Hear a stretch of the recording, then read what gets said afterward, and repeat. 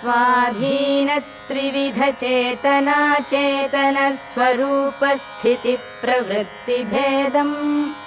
क्लेश कर्माद्यशेष दोषा संस्पृष्टम् स्वाभाविकानवधिकातिशय ज्ञान बलैश्वर्य वीर्य शक्ति तेजः सौशील्य वात्सल्य मार्दवार्जव सौहार्द साम्य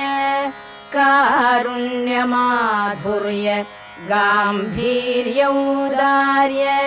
चातुर्य स्थैर्य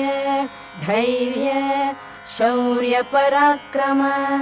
सत्यकाम सत्यसंकल्प कृतित्व कृतज्ञताद्य संख्येय कल्याण गुणगणौघ